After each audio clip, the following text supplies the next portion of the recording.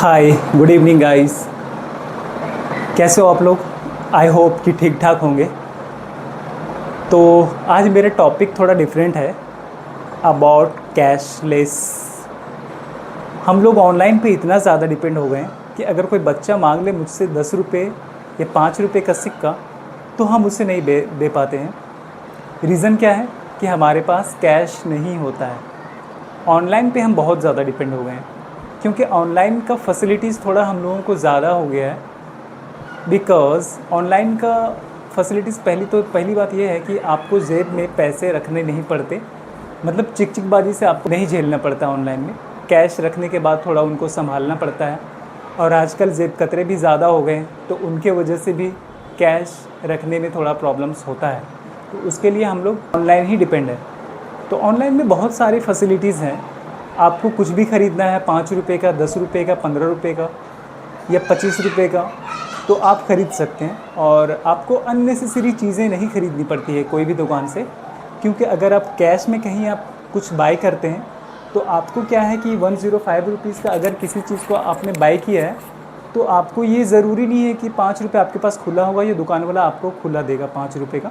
आपको अननेसेसरी चीज़ें वहाँ पे ख़रीदना पड़ सकता है 5 या 10 रुपये का। देन आपको वो चीज़ आपको नहीं करना पड़ता ऑनलाइन में, आपको अपने हिसाब से पे करना पड़ता है जो आपने ख़रीदा है। तो ये फैसिलिटी है ऑनलाइन में। बट कैश रखना बहुत ज़रूरी है। कहीं कहीं पे कैश का बहुत ज़्यादा रिक्वायरमेंट हो जाता है, बहुत ज़्यादा नीड हो जाता है कैश का। आप अगर ट्रैवल करते हैं, मैं कैपिटल्स की बात कर रहा हूँ, कैपिटल में ये प्रॉब्लम है। मैं रूरल एरियाज़ की नहीं बात कर रहा हूँ, वहाँ पे तो है ही, जो प्रॉब्लम है वहाँ पे तो है। बट मैं कैपिटल्स की बात कर रहा हूँ, यहाँ पे भी बहुत ज़्यादा कभी कभी प्रॉब्लम्स कभी रेशन है। दिल्ली का जो डीटीसी बस सर्विस है, उनमें भी आपको जो ऑनलाइन टिकट आप जब बाय करोगे तो इतना ज़्यादा प्रॉब्लम का फेस करना पड़ेगा, क्योंकि वहाँ पे होता क्या है कि उनका नेटवर्क इतना ज़्यादा गंदा होता है, इतना ज़्यादा गंदा सर्वर होता है कि आपको टिकट बाय करते करते नेक्स्ट स्टॉप आ जाएगा, और उस स्टॉप पे टिकट चेकिंग वाले चढ़ेंगे और आपको पकड़ लेंगे। आप उनको बताएंगे कि मैं ऑनलाइन टिकट ले रहा था, बट ये प्रॉब्लम फेस करना पड़ा, वो नहीं सुनने वाले। आपको फ़ाइन लगा देंगे वो लोग, तो आपको फ़ाइन झेलना पड़ेगा वहाँ पे। तो ये तो हो गया बस का।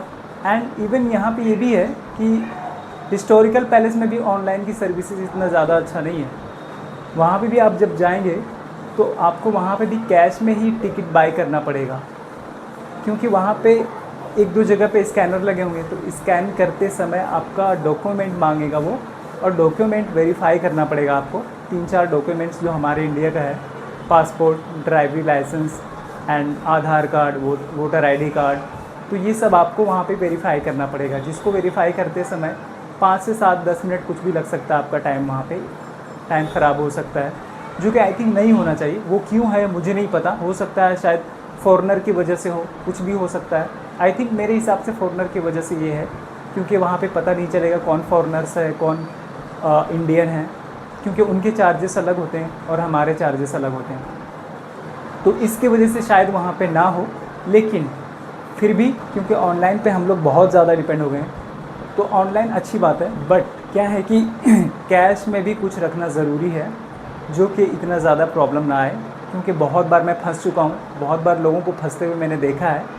तो आप अवेयर रहिए, कुछ कैश लेकर के चलें, जेब कतरों से थोड़ा सावधान रहें, अपने आप को अवेयर रखिए, केयरफुल रखिए पैसे को, लेकिन थोड़ा बहुत कैश लेकर के चलें ताकि प्रॉब्लम्स क्रिएट ना हो। अवेयर रहें थोड़ा अपने आप को, and take care of your health. And अगर आप लोगों को अच्छी लगती हो तो शेयर कीजिए, लाइक कीजिए, कमेंट कीजिए, और मेरे यूट्यूब चैनल को सब्सक्राइब कीजिए।